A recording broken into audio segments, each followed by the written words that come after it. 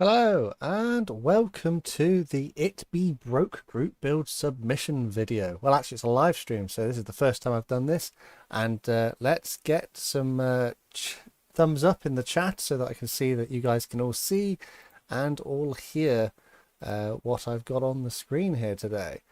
So normally what I do is I create a video and I release the video and go through what you guys did in the group build. But this time I thought it'd be super fun if we did it as a live stream and we could talk about them and discuss them as we go through. So yeah, let's see what's going on. Just checking my audio settings are good. I've got some thumbs up in chat, so that means it is time to begin. So welcome to the It Be Broke group build review video / live stream, as soon as it's live. So the theme of the group build, the theme was It Be Broke, so a vehicle of some description which was in need of some repair. It had to be obvious, the repair or damage had to be quite clear so that anyone looking at the kit from a first glance would know instantly that's broken and it can't be used as it stands. So this, I think, gave a big wide variety of choices for people to do different things with it. And let's take a look at what everybody came up with. So this is, and I'll just find the notes on this. So everybody who sent in a piece of work sent in some notes to go with it. So I'll just pull them up. So this is an Academy 1/72 scale AH-64D in Afghanistan. The scheme they went for was a British Army scheme, the Dixon Pioneer 3. They say the build went really well. The fit was amazing and it has some very good details on the fuselage and interior. The fun part of the build had to be building the cockpit because it's very detailed and it fits together really well. It fits in with the group build because it is broken. Yeah, I would agree with you. That is very broken. You can see that the end of the fuselage there has been ripped away. It's not going to fly as it is anymore. And I love that you've done this little diorama with it as well. That makes it look so much more believable, and it's sort of buried itself into the sand there. So yeah, there you are, Laser Bomb 54. Very excited to see you in the chat today. Yep, it's yours. Yours is the first one up. There's lots of people watching at the moment. Hello everyone, welcome to the stream. Yep, I'm doing well. I hope you are all well as well. So that's a good submission to start off with. Let's move on to the next one, he says. So we have Marcus, who sent in a FW-TA152H. So this is quite an old Revell kit. It's, well, I think it's a frog kit originally. I have built one of these. Not the best kit in the world, but perfect for doing a damaged sort of scene with your kit. So they say here they used the included scheme out of the box. The build was all right and it had some minimal fit issues. Yeah, when I built mine, the fit was generally okay. It just doesn't have anything else really going on for it. They say they enjoyed the decals, but they did apply the fuselage band the wrong way round, and they had to use enamel paints, which they don't really like. The fun part of the build was adding the damage and smoke. They don't have an airbrush, so painting it black was something they decided they'd leave for now, so it looks more like steam, but it still looks pretty good. I think you probably could dye cotton wool and then let it dry with black paint, but again, that's something else that would have to be explored. It says it's the first time they've done an aircraft and it fits in with a group build because it has excessive damage and is on fire. Yeah, I don't think that this aircraft is potentially even making it back to base with the amount of damage that you've depicted on there. And that's a very cool looking kit, and I'd like to do more stuff like that with my kits in the future. So just checking the chat, how we're all getting on. Everyone's having a nice time. Yep. Alex is asking what my opinion on American TV shows. Well, we don't really watch ER here. Well, I don't watch it. We do obviously watch a lot of American TV programming here in the UK, but it's yeah, some of it's better than others. So next one up then. Yeah, if you do have any questions, pop them into the live chat and I'll see what I can do about answering them. So this is Kerbler, and they've sent in a Messerschmitt Bf-109G6, which is white 22, in 1952, and it's a 1/48 scale Zvezda Bf-109G6 with aftermarket decals. Is that for Korea? I don't know. Someone in the chat let me know what is the insignia there. I think it might be Korea, but I'm not sure. Someone will no doubt let me know. They said the aftermarket decals were made by Delta One. They said it was an enjoyable kit, and they hope that we all like it. But yeah, I think we can all see clearly where the damage is on this. It's got into a bit of a scrap. It's got some bullet holes in the wings, and the engine cowling looks as though it's about to come flying off due to the damage. So yes, I've got some people are saying Yugoslavian. So Yugoslavian Air Force, this one. Yeah, some people did say it was North Korean, but I think that the majority of people are saying Yugoslavian there. There's more votes for Yugoslavia than there is for North Korea. So thanks very much everyone in the chat. That's why you guys are here. Jaws is here. Hello. You missed out on this group build. Don't worry. The next group build is coming soon, starting in January. So if you want to take part in the next group build, make sure you are in the Discord server so you don't miss that one. So up next is Foxy Toxic. I'm pretty sure you're in the chat as well. So this is based off of an actual aircraft which crashed. You did send in the images as well, but I didn't have space for them on the screen today. But what you've done here does mimic what's actually on the images. But this is the Academy 1/72 scale A-10 Warthog. They say the kit was nice, except for the occasional fit issues, mainly between the tail and the fuselage. To be honest, I don't think if you've got fit issues and you're displaying it in a damaged condition that they're really going to detract from that. I think that it just, if anything, will help. What do you say here? The only add-ons you had to make were the T-shape part in the middle of the fuselage, which better represents the real aircraft, as it seemed to have one of those. And you say the diorama is loosely based off the real-life incident of the A-10 which crashed, due to a gun malfunction causing the canopy to pop off and a landing gear malfunction which meant it crashed onto the ground. So it had a pretty bad day, this one, by the looks of it, and it's not an airworthy airframe at all now, but I think you've done a really good job with this one. I love the little remove before flight tags that are just scattered around. Yeah, they've had a very bad day with that.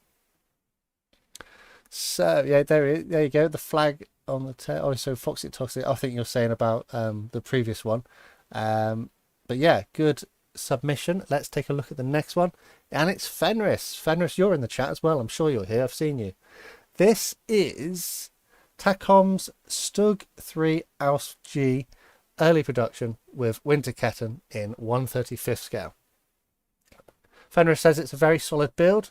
It's been upgraded though with workable resin tracks from Quick Tracks. There are a few inaccuracies with the model, and you since learned that there should be a shield for the MG. Is that what you're saying? Such as the shield for the MG. Oh, there isn't a shield. There is a shield for the MG. Right, shouldn't be one. It wouldn't be able to stand up without the hatch behind it open and supporting it. Right, that makes sense. You're quite happy with this build. You should be. It looks fantastic.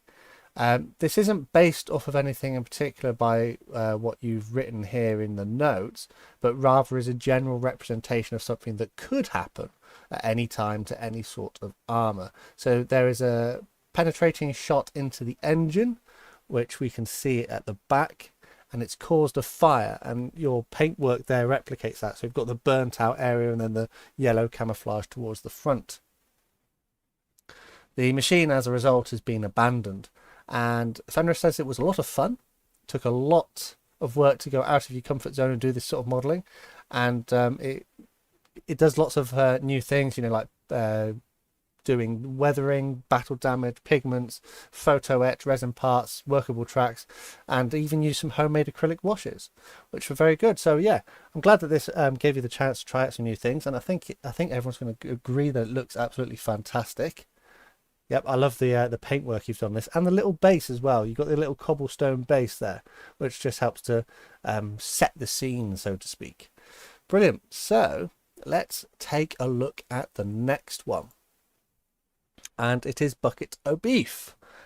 You are in the chat as well. I'm sure that you are. I think I've seen you.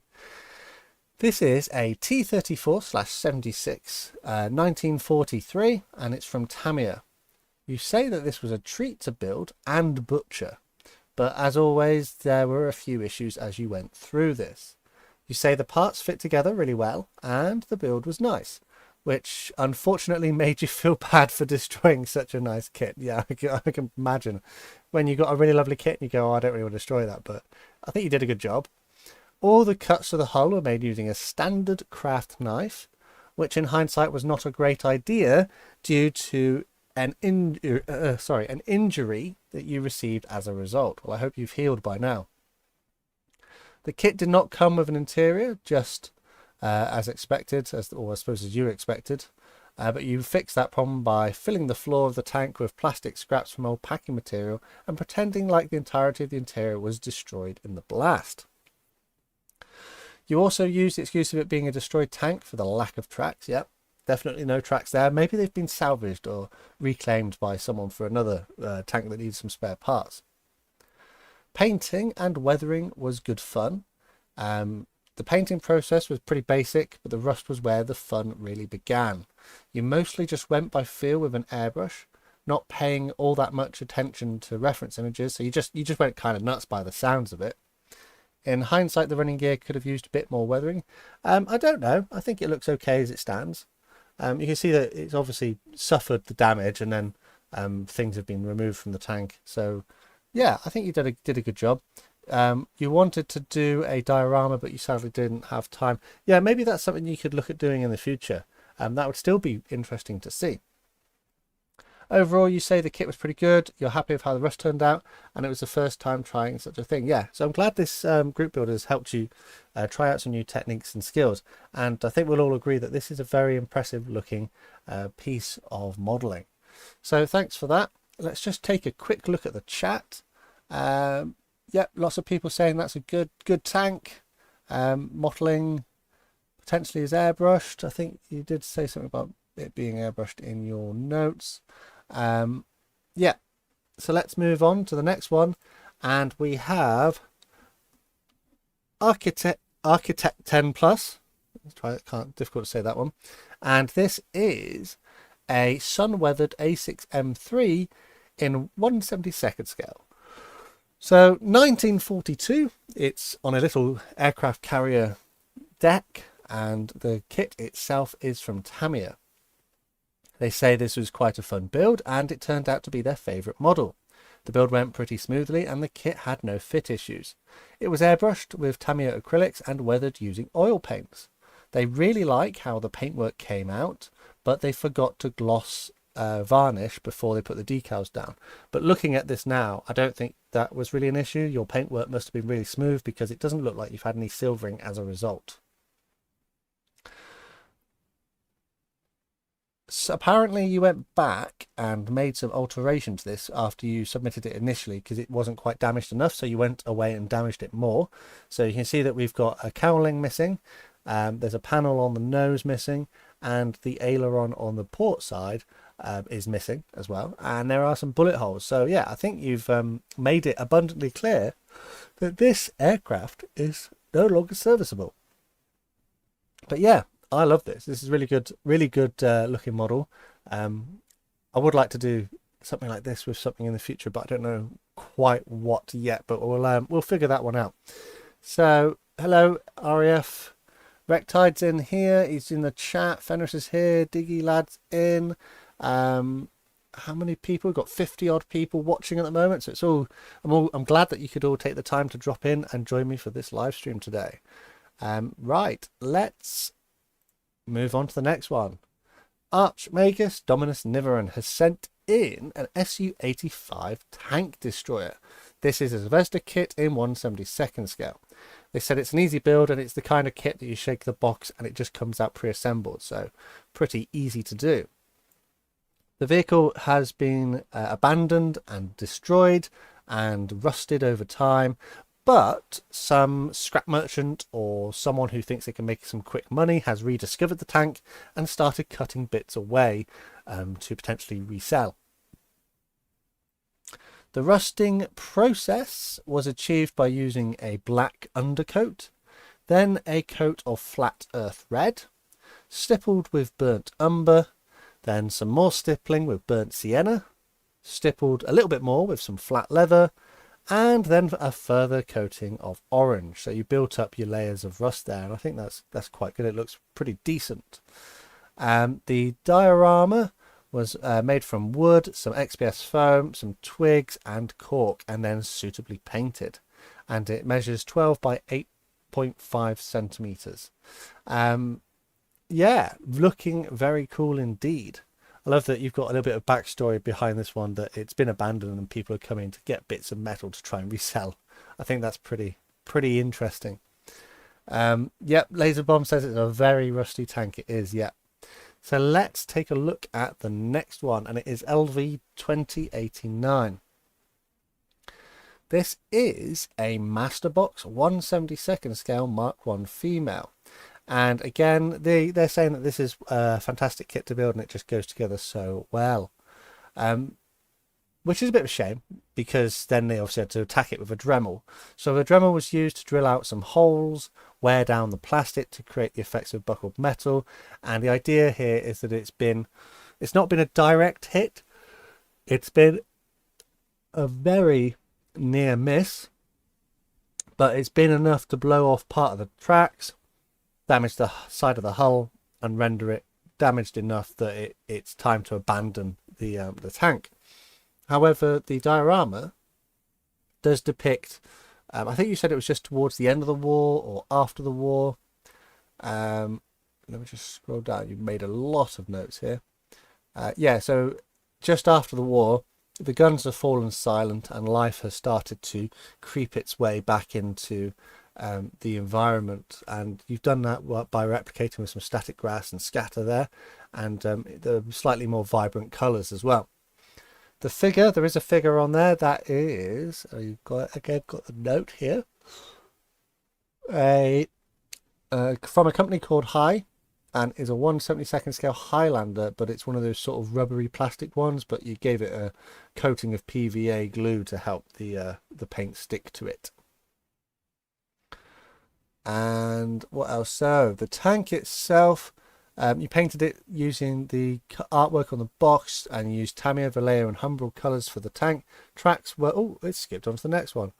I guess it wanted to go ahead slightly quickly there. I guess it was telling me to hurry up. So where did I get to? Your painting and then your tracks. Your tracks were aftermarkets, and they were resin to make the damage easier to model. There was some photo etch that came with the kit, and it got clogged up with the paint, which was just hidden, so that's okay. On the whole though, I think you've done a fantastic job. Yeah, very inspirational. I think this is this diorama definitely makes people want to go out and try do something for themselves. So, as we've all had a sneak peek of this one, this is the Romanian guy, and it's IBG's 1/72 scale FW190D-9 from, sorry, I've already said IBG, but it's got Zvezda figures as well. They say the kit was really nice to build, easy to assemble, lots of photo etched parts that needed work. The details on the kit were pretty good. They say they actually use the word insane here, from the engine to fully riveted fuselage, wings and empennages. The decals were really good as well, and extremely clear to read without the need of glasses. The story of the diorama is very simple. It probably happened at some point in real life. After a routine operation or flight or sortie, the plane went for some checks and there was some sort of issue, and unbeknownst to the mechanics, something caused the left gear leg to collapse and the whole wing comes down onto the ground. Now the crew are trying to figure out why that happened and what they're going to do about it. But yeah, I can imagine that actually happened at some point somewhere during the war. It probably still happens today as well, actually. So yeah, it's a very fun looking diorama. You've got all those extra little details, you've got extra bits and pieces knocking around, you've got those engine parts which you can clearly see, and then you've got the muddy textured soil. I don't think they probably enjoy working there, but it doesn't look like it'd be too much fun. Yeah, a very neat and tidy diorama, very impressive. Lots of lovely weathering on that aircraft as well. Yeah, Flippy Rock is agreeing that has some amazing engine detail. So let's move on to another crashed aircraft, and this is the ZTS Plastic PZL P7A. They say it's a fictional crash site, but again, could have happened at some point in time. The model itself was nice to build, pretty simple, straightforward, everything just fits correctly. It's quite detailed, but again, they didn't know how accurate the details were. The story they've been trying to recreate here is of a fighter that's been shot down and the engine caught fire. The pilot has managed to land the aircraft in a field, but in doing so, the landing gear has come away. It's been quite a heavy landing. The pilot managed to climb out. He's safe. He's sorted it all out, but he's awaiting rescue, potentially from the people in the van there. Yeah, this is nice. I love that you've got it on a nice little framed base, and you've done that thing where everything's not quite square to the bottom of the base as well, which makes it more visually interesting. The aircraft has suffered quite a lot of damage, and we can see that there, and the pilot's looking somewhat frustrated that he probably could have done a better job, but hey, he's probably gonna have to get a new plane now. Yep, so thanks so much for sending that one in. Let's move on to another crashed aircraft. There seems to be a bit of a theme here with this particular group build, aircraft crashing. So this is Dutch player who has created the Academy F4F4 in Pacific colours. The aircraft is displayed in a belly up position after a crash in shallow water. It's quite shallow, but the tail has got itself dug into the sand, and it's almost like, I would say, like at the edge of a beach. Perhaps towards one side of the diorama you could have had just bare sand to make it look like it was the beach, and then it got stuck in the waves there. Hopefully the pilot got out though. And you say the kit is pretty good. I've built one of these, I'm sure I have, many years ago. It does come with a display stand, and in your case you had to fill the hole in the bottom where the display stand goes, because obviously it would look quite obvious being upside down. They added some wires and a wash to the engine, so they added a few extra bits of detail, chipped the propeller, wings and fuselage, and they say on a whole the build of the model was pretty good. The base is made from Mod Podge and tissue paper. Airbrushed it blue, added the white tips for the sort of foam on the little waves there, and then dry brushed over the top. And then it was all finished with a gloss coat, which seems to be a pretty good way of doing water. I might look into doing something like that in the future on something. I've got some seaplanes, or I think I've got at least a seaplane somewhere which I could do that sort of technique for, so I'll investigate at some point. They say they would like to have got the plane a bit more sunk further into the water, but they decided against it, as there would have been a lot more work to do and you potentially would have missed the deadline. But yeah, I'm glad that you managed to get where you did. Yeah, an interesting take on the theme, but again, without serious rescue, this aircraft is not in a usable condition, is it? Let's just take a quick look at the chat. How is everyone doing? LV2089 says he's got one of these Wildcats. Probably start it after the group build. Yeah, it is a simple build. I think mine was a two-tone green. No, it wasn't. It was blue and white when I did mine, but I did mine years and years ago. So let's move on. Oh, and look who it is. Hang on. Let's just skip that. It is me. So again, it wouldn't be a group build on my server if I didn't take part. So I made a point to actually build something for this one. So I have created a diorama called The First Snow. And the idea here is that a small unit of the German army has been caught off guard by the unseasonably early first snow of the year. They aren't really prepared, and they've lit a brazier at their hastily made defensive position in an attempt to stay warm. Having been ordered to slow the Allied advance, they have fortified the remains of a damaged SDKFZ 234, which is the airfix kit. However, this vehicle is now inoperative because it has been shelled or targeted in the past and abandoned, but it may still have some use in providing an element of cover if the enemy were to approach. So this was built using the Airfix SDKFZ 234 armoured car, which is a 176 scale vintage classic kit, and features additional 3D printed components such as the ammo boxes, crates and extra figures and the brazier, including my own design for replacement wheel hubs to represent missing tyres. So you can see there front and back I've got someone's taken the tyre off, or it's been blown off, or I don't know, stolen, and all that's left is the wheel hub, and I designed a 3D printed part to be a drop-in replacement for that. So spray cans, black and white, were used to produce zenithal highlights, whilst everything else was painted using Tamiya, Vallejo or Humbrol acrylics by hand. Some scattergrass and some knock snow effects were used to complete the diorama, and generally it's a fairly straightforward build, whilst the model from Airfix is a bit simplistic. It is inaccurate, it's not particularly accurate to the actual vehicle, but that's why I chose it for this diorama, because why not use an inaccurate vehicle for a damaged one? So yeah, Foxy Toxic loves that one, love the fire bin. There is a video of this out on my channel if you want to take a look at and see how I built it, and there is an LED in the brazier which is warming up the officer whilst the rest of the troops crack on with their day. What did I use for the snow? I used knock snow powder. It doesn't get glued down or anything. You could just blow it off afterwards. So I could do that if I wanted to, but I probably won't. So let's move on to the next submission, and it is BK477.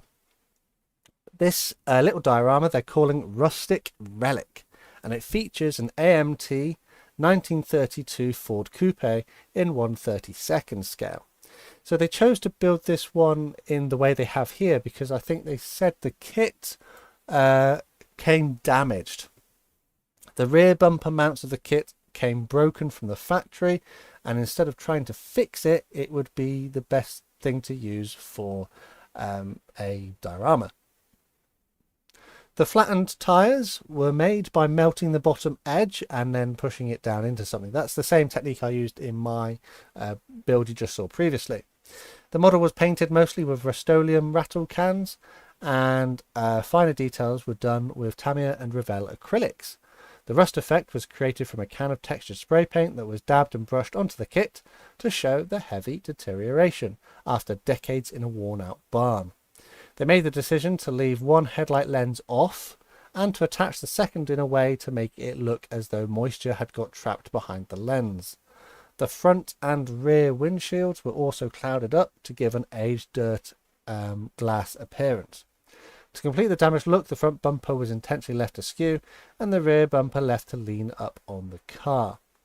The base of the scene is made of a mix of fine gravel as well as tea leaves, and I have heard of people using tea leaves in the past. I know some people used it for like ballast on model railways. A balsa strip was cut down and stained to give the appearance of an old barn wood that's fallen down, and the finishing touch was a squirrel that was pulled out of the spares box to provide a little life to the scene. Overall, they say they would consider this a rather enjoyable build. The hardest part for them was that they had to keep reminding themselves to trust the process and that it was supposed to look bad. And yeah, I think that's it sometimes, isn't it? When you want to do a good job of something and you just overthink it too much and you want it to look good, but also in this case, you want it to look good at being bad, if that makes sense. So yeah, I think sometimes we put too much undue stress on ourselves. Yeah, as people say, oh, there's a squirrel on there. Right, so let's move on. And I think it's time to look at the one that was featured in the thumbnail of the stream. And this is from Lurking, and it is the Hasegawa 1/72 scale F-15C Eagle. And they say this isn't the first time they've built this particular kit. They've done this one, I think, like 5 times before. So they know this kit pretty well. They did, however, add resin details for the engine, gun, and avionics bays. They scratch-built the structure in the right wing fuel tanks. The base was made using a wooden plaque. They textured the surface using Tamiya putty. The miscellaneous equipment and maintainers are from the Hasegawa AGE and pilot/maintainers sets. They have scratch-built the boxes, B1 maintenance stand and aircraft jacks using brown paper and styrene sheets respectively. The damage was fun to make, and it makes it stand out amongst the other 5 F-15s you have in the collection. And the damage in this particular diorama is based on an actual incident where 2 United States Air Force F-15s were on a flight, and one accidentally shot the other with a live AIM-9 Sidewinder. Fortunately, it would seem that the aircraft survived the encounter, but it has lost a lot of bits, and it is under repair. And it's a very, very nice looking diorama. You got a lot going on there. Although there's a lot going on, it doesn't look too cluttered, which I quite like. You've got the balance just right there. Brilliant. Lots of people there in the chat saying, yeah, love this one. Convincingly broken. Yeah, it's decent, isn't it? It's a good build. So up next is Martin, who has sent in a little diorama called Knocked Out in Malaya in 1942. This is a Chi-Ha tank of the 1st Tank Division, and it was driving along the road when suddenly it was engaged by 2 anti-tank guns. While trying to reverse, the tank got hit on the wheels and the track was knocked off. In a last-ditch effort to return fire at the enemy, it received an impact on the turret as well. The mentioned tank here is an Airfix 176 scale Chi-Ha from the Vintage Classics range. The Japanese soldier also comes from one of these vintage kits. They use different kinds of products to create the diorama. For the base they used Vallejo earth texture, Diodump spring ground cover, Ammo tropical plant mix, and some dry grass from Gamer's Grass. For the tree they used some sea foam combined with foliage. Building the kit, they say, was a pleasure. Highly recommend this kit for beginners. It was a refreshing challenge to plan ahead and decide where to add the damage. Yeah, and I think these vintage kits are great for doing fun little dioramas like this. Some of them, they are a bit of a struggle to build, but generally on the whole they do build up relatively quickly and easily, and not overly too complicated. But if you just want to have a go at trying out some new techniques or whatever, then this is perfect for it. And I think that the story you're trying to tell here, it does come across. You've got the damaged tracks there's parts missing. This soldier who's walking past is like thinking to himself, what's going on here? Yeah, it's a great little diorama. I love the mud as well. The mud really sort of blends it in. It looks as though the tank should be where it is, rather than it just being plonked down into the scene, which is good. Fantastic. They're saying that it's a goofy looking tank. Yeah, I think it is, because it's got guns sticking out both sides of the turret, isn't it? Which is interesting. Brilliant. So let's move on to another helicopter. And this is from Blackadder 261, and they called the diorama Any Landing You Can Walk Away From. And in this one, it is a Wessex, so it is a Wessex based on a crash on the Fortuna Glacier during the Falklands War, but they had to change that up because they couldn't quite do a convincing snow scene. So it's a fictional crash where it's crashed onto some grass, and it's the Italeri 1/48 scale kit. Apparently the decals that came with your kit were incomplete, and it looks as well as though you were missing some parts. Again, if you have a kit which is missing parts or damaged in some way, then again, this is like the perfect opportunity to use it for a diorama where it needs to be destroyed in some way or another. They did say that during the build, some of the parts were pretty poor in their fit and took a bit of work to get them to fit together. They have another 1/48 scale Wessex to build, and they say it's in a better condition than this one. They're quite happy with the terrain. They did use static grass, but they found it quite difficult to work with. They had to go over it a few times, adding extra bits and pieces here and there. They did cut out underneath where the helicopter lies to try and give it the impression that it skidded into a halt after the hard landing, and cut the landing gear struts to make them look like they sheared on impact, and scattered the wheels roughly where they would likely end up. All in, they're pretty happy with how this turned out. Yeah, it's a good looking build. You can see where you were going with this one, and the helicopter has unfortunately suffered some pretty catastrophic damage on there. Maybe we could add a few extra little bits and pieces just scattered around, but I think for a first go, not too bad. Looking very good indeed. I love the details you've got internally there, the chairs and the cockpit as well, and the little window being open. I imagine that perhaps the co-pilot had climbed out through the window after the crash. Let's hope everyone was okay. Up next, we have British Spitfire, who has done a Ju-87. So this is the Ju-87B1 in 1/72 scale from Airfix. I think this might be the older tooling, but I'm not sure. You do make mention of it somewhere in the notes that it is a slightly old or questionable kit. But the story behind this one is that this Ju-87 has been attacked as it's flying across the English Channel, and that's it. It's had it. The wingtip is starting to peel away, and the nose and propeller it's gone. It's completely gone, and there's a lot of smoke. And you've hung it from your ceiling. This is what we all would love to have done as kids, wasn't it? Was hung all of our kits from the ceiling as if they'd been in a dogfight. It says that it took about 6 days to complete.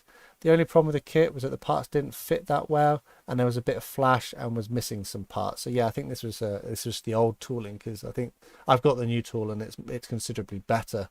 There was no flash, if I remember correctly, on mine. A piece of clear plastic sprue was stuck in the wing and the wingtip to make it look as though it had been ripped off due to the G-forces. But yeah, they say this is their first attempt at a group build, and I hope that you really enjoyed it, and it looks like you've done a good job. Hopefully you'll submit something for the next one as well. Up next is Lambo Centenario, and this is a what if diorama. The idea being here that a Mustang Mark III, and this is the Tamiya 1/48 scale version in Royal Australian Air Force service, has been shot down, and the injured pilot has climbed out of his aircraft and is sat fishing quietly at the creek which he's landed alongside, awaiting his rescue. They say the build of the Mustang was pretty nice, and they had a lot of fun with the battle damage, using a soldering iron to melt holes into the plastic. The hardest part, though, had to be the diorama itself, being the second that they've ever built, as they don't really have the proper modelling equipment or space to do so. They had to get some things from outside, which gave it a bit more of a unique finish. As you can probably see, there's a lot of natural parts to this diorama base, which isn't necessarily a bad thing. I think it's quite unique, and it just goes to show that people come up with lots of different solutions to the same problem. I think it's great that we've all seen what everyone's come up with today, and it was literally off of 4 words: it be broke. So yeah, a lot of ingenuity has been displayed in this group build this time. Overall, they say they're quite happy with the way it turned out, and the only issue now is finding somewhere to store it. Yeah, I have the exact same problem, storing not only the kits that are not built, but the ones that are finished too. Let's take a look at the next one, and this is an Airfix starter set in 1/32 scale, and it's the Mini Countryman WRC car. They say it's quite good for a starter set, but they picked it up pretty cheap. Kit goes together quite well, and the paints were relatively good. I know some of us have had problems with the paints recently in Airfix starter kits, but it sounds like yours were okay. The decals, you did have a few issues. The checkered line on the side nearly tore, and I think I could see why. It's quite a large decal, and yeah, large decals, sometimes they do have a tendency to want to tear as you apply them. To make it fit in with the group build theme, it's as though it's suffered damage to the front bumper. It looks to me as though this vehicle has crashed into a grass verge on its left hand side, and it's lost the left wheel, bumper's damaged, it's covered in mud, and it's shattered the windscreen as well. They say that they feel like they did a decent job at making the car look damaged with the mud effects and using a knife to cracks the windscreen and the headlight.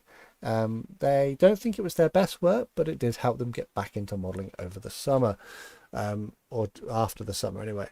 But yeah, it is a good looking build that you've done there, and I think you can see the story behind it. It's been out, it's crashed into the grass verge, it's taken the wheel off, it's done it at a high speed, and it's shattered the glass. So it does make sense. It's a logical looking kit, and it looks really good to me. Yep, a crashed mini rally car. That's it. So let's just quickly move on to the next one, and this is the Tamiya 1/35 scale Tiger 1 in Africa initial production. The decal scheme is a Tiger 1 of the 8th Company in Tunisia 1942, and they say the build of the kit was straightforward, as can be expected from most Tamiya kits. We did add some extra details such as armour, texture to the turret using some Tamiya putty, and the only problem they had was fitting the tracks, because they were rubber band tracks, and they tried to replicate the sag that the tracks would have, which is difficult to do when it's rubber band because they want to spring back into shape. So they use some super glue to try and get it to glue down into the right place. It fits the group build as the tank's gun barrel has been damaged and split, making the gun inoperable. And there are also some shell impacts on the tank itself, and the side skirts are bent, and it's missing a guard on its left side. So it has taken a bit of damage, and I think the commander there is looking somewhat miffed. He's thinking, oh, I've got a lot of work now to get this back into a fighting shape. So yeah, that's a very cool looking tank. I could be tempted to get one of these for myself, looking at this, but I really shouldn't. I don't really have any space for any more kits at the moment. Okay, so let's take a look at the next one. And this is a B-52H in 1/144 scale from Academy. The paint scheme is an aircraft which was loaned back to Boeing from the US Air Force for flight testing. And it was made with custom printed transfers. They say it's a nice and easy build, with the only difficulty being fitting it on the desk. Yeah, I can imagine that. AGM-28 Hound Dogs under the wings were 3D printed, and the stand was laser cut. So we've got a bit of mixed media there, which is pretty cool. This aircraft, in particular, was used in a test flight on the 10th of January 1964, when strong winds and turbulence ripped the tail off. The aircraft remained in flight for 5 hours before the weather cleared enough for it to land safely. It was fully repaired and remained in service until 2008, when it was sent to the boneyard. They opted to display this one as if it was just after the tail fell off in flight, and the rear landing gear wheel has been deployed to try and act as a substitute for the tail. Isn't that fascinating that an aircraft this massive can lose its tail and it just be like, yeah, we'll just carry on. 5 hours in flight. I think your kit looks absolutely fantastic, and you made those custom decals as well, which just makes it more unique, and you replicated the damage there. Anyone, let's have a look in the chat. Some people saying, yeah, remember the B-52 story. What else is there? Yeah, cool. So let's move on. We have another Ju-87. This time it's the 1/72 scale Zvezda Stuka B2 in the markings of STG-3 in North Africa in tropical camouflage. So they say this was a nice kit on the whole. The figures and interior were well detailed, and the interior was painted with Mr. Colour RLM02. For the exterior, they had a go at hairspray chipping. So they put a few coats of Tamiya aluminium down, then the hairspray, then Mr. Colour paints. So they painted the underside in light blue and the upper surfaces in yellow and brown with green splotches. They say that unfortunately when coming in... Oh, hello, no, go back. I've skipped one. I've gone the wrong way there. Spoilers.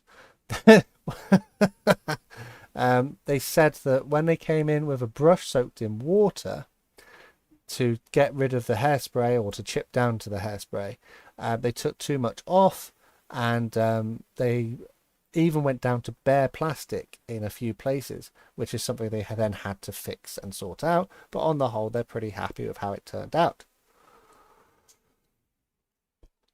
They say that this fits the theme of the build because the damage for this model came in a few stages. Firstly, the plastic of the propeller was softened over a candle and then bent. Some damage was done in the blades as well. They drilled small holes in the left side of the aircraft where the fuel tanks would have been to depict battle damage. And when weathering, they used oil paints to add fuel stains to these holes as well. The idea behind this is based on the actual story of the South African pilot Cecil Golding, who in North Africa landed his damaged Tomahawk next to the crashed Stuka of Luftwaffe pilot Hans Diebel, who had sustained damage to his fuel tank and was in danger of being killed by burning fuel. Golding, who himself was injured, managed to rescue Diebel from the plane, and they were both picked up by a South African armoured car later that day. They are keen to build a Tomahawk to put alongside this and make a larger diorama to depict that scene. That would be interesting to see if you ever get round to finishing it. So let's go on to the next one, which we've all just seen, and this is from Nutty 570, and this is a Revell 1 to 144th scale BAE GR Mark 7 Harrier. And it's on a fictional paint scheme for an airshow aircraft. Unfortunately, the aircraft has suffered a bit of engine trouble, it's caught fire, and the pilot has had to eject. Hopefully no one in the crowd was injured in this incident. The pilot, as you can see, ejecting there on his little seat and is held up by some clear sprue, was handmade using some sticky tack, as there was no pilot included in the set. The whole diorama, other than the kit, was made with parts they already had, which reduced costs and weight. This is their first group build, and they're pretty happy with how it's turned out. So yeah, good job. Possibly, we've had a couple of aircraft crashing, but I'd say that this is probably the most lively or exciting one we've had so far. So yeah, thanks for taking part. Let's take a look at Envy Fox's Tiger 2H by Zvezda in 1/72 scale. So it's finished in basic German yellow, and they say the kit goes together pretty well. But modifying it to be broken was a pain, because being a kit made for beginners, it doesn't require any glue, which means that a lot of things aren't separate parts, so you have to make them separate parts. Which resulted in a lot of filling and sanding. It's because I was scrolling down on the notes, and instead of scrolling down, it's going to the next slide. So spoilers. The shell impacts were created by pushing the opposite end of a paintbrush into a small hole on the surface filled with putty. So that's a night shift technique. They then painted it with basic German yellow with an airbrush and details with a normal brush. Chipping was done with a brush with some help from a sponge. Rust effects are a mix of ammo MIG, streaking rust and light rust washes.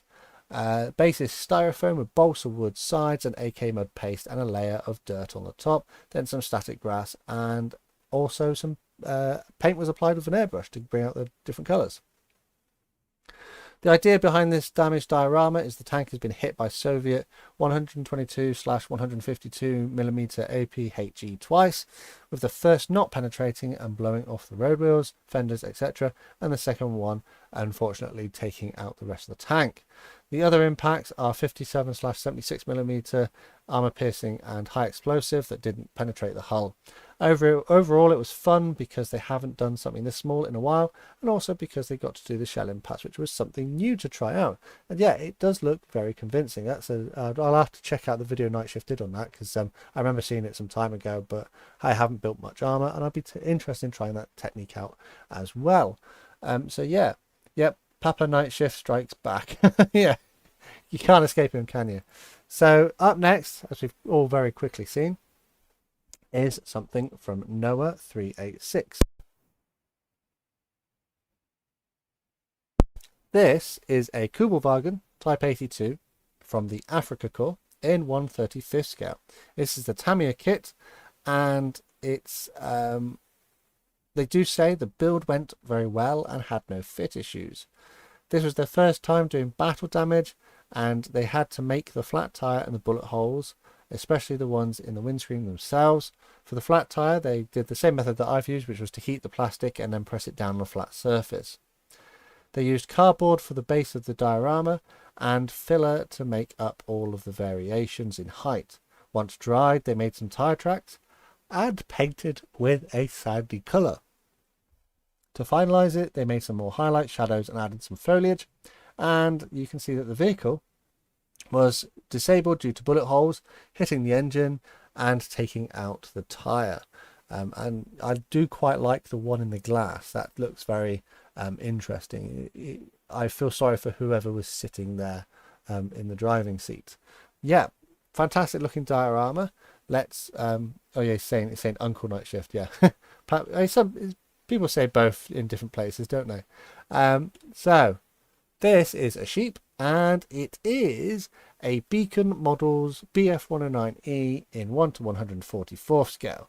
This features White 11 and their forced landing in Luxembourg. The story behind it was in May 1940, Hans Klee's BF109E1, which was White 11, was shot down over Luxembourg, making a forced landing next to a small river outside the town of Fentange. The core of this build is, as we've mentioned, the Beacon Models BF109E1 to 144 scale kit. However, they've used the alternate E1 wings rather than the E3/4 because they don't have cannons.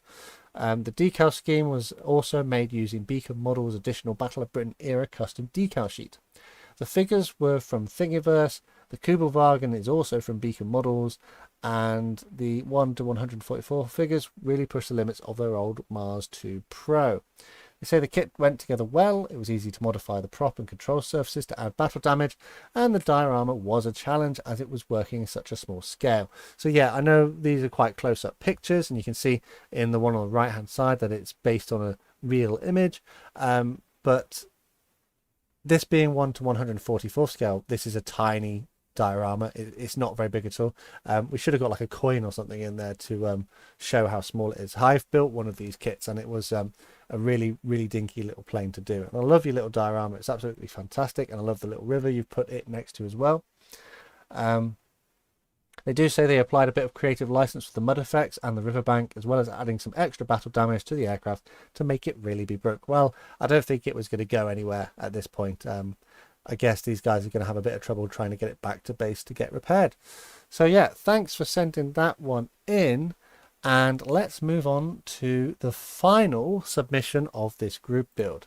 And this is Tic Tac, who sent in a Volkswagen Type 2 delivery van in 1967 based on the 124th scale Hasegawa kit.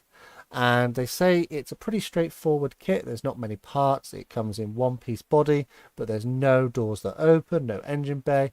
There's not much in the way of interior detail. The build, though, went pretty smoothly. However, they did have to make an alteration to the axle assemblies to make the van look as though it was sitting lower due to perhaps degradation of the parts. When they came to paint this, they ended up stripping the paint and started... go back. I haven't finished yet. They ended up stripping the paint a number of times because they hadn't quite got the finish that they were looking for. On the whole, though, the way that they did the painting, I'm sure you... well, I've lost it. I've lost the paint. I've lost your notes. You wrote a load of notes here. Where are they? There we are, the paint. You applied too much chipping fluid, resulting in large patches of top coats being removed. Yeah, I think I've done that in the past as well. It's a bit frustrating when you think it looks fantastic and you've gone too far one way or the other. They say this is the third model they've ever completed, which we would never have been able to tell because it looks great. They're pretty happy with how it turned out despite cramming everything in the last day of the build. Hopefully you won't leave it to the last minute to take part next time. Let's have a look. So they used Molotov pen for the headlight buckets in lieu of Alclad, so the chrome isn't as chromy as they would have liked it to be. And the last thing they did to finish this was to give the tyres a quick wash. But again, it sounds to me from your notes that you wish you'd done more with this kit. You feel like you didn't quite get it to the point that you wanted it to get to, but I think it looks fantastic. You can see that this is a van that's been neglected and not looked after. The paintwork has rusted away. I love that little bit down on the doors where the rust has eaten away at the bottom of them. I think that you're being too hard on yourself. This is a very good looking kit, and you should be proud of what you've managed to achieve, especially if this is only your third one. Like, I probably would never have got rust to look as good as you've done it here. So yeah, thanks very much for sending that in, and thanks to everyone who sent stuff in this time. So that is it for the last group build for the of 2023 for it be broke. What did you think of the submissions? Obviously, if you're in the live stream right now, you can put it in the chat. However, if you're watching this afterwards, pop a comment down below. Personally, I'm very impressed with everything that's been going on. Everyone's sent in. If you'd like to take part in a group build, make sure that you are in the Discord server. All of the group builds that we do are hosted there, and the next group build, if you're watching this relatively soon, starts in January 2024. The theme of go big or go home. So the idea is to build either the largest kit that you have by scale or by dimensions. But naturally, if you want to take part in that, please make sure you're in the relevant channels in the Discord server. All information is underneath the video. Yeah, so in the chat there, everyone's saying that everyone did a good job. Tic Tac's there. Yep. He says it was a bit rushed, but yeah, it did turn out really well, Tic Tac. It turned out fantastically. Yep, so as mentioned, a new group build will be happening in the new year. Make sure that you're in the server so you don't miss out. 1/32 scale B-17 is too big. Yeah, that might be too big of a kit to do. As always, a quick shout out to my channel members and patrons for the extra support they give this channel. These guys help financially to ensure this channel can keep going, and if you'd like to join them, please take a look at the links in the description. They do get extra perks such as early access to videos and other exclusive content that may not be seen anywhere else, as well as a monthly model club meeting which we do as a live stream. If, however, you'd like to support the channel in other ways, there are ways you can do that. And again, full information is underneath the video. Alternatively, to support this channel for free, make sure you are subscribed with notifications turned on so you never miss a modelling upload. For now, though, I think it's probably time to wrap this one up. This has been a fantastic group build. I'm looking forward to the next one, and I am going to head off now. So thanks so much for everyone for joining me in this live stream. This is nearly an hour, which is crazy. If you enjoyed this, let me know down in the comments. I'll potentially look at doing live streams for the other group builds that we do in the future, rather than making a bespoke video for it. But yeah, thanks so much everyone for dropping in, and I will see you all on the workbench again next time.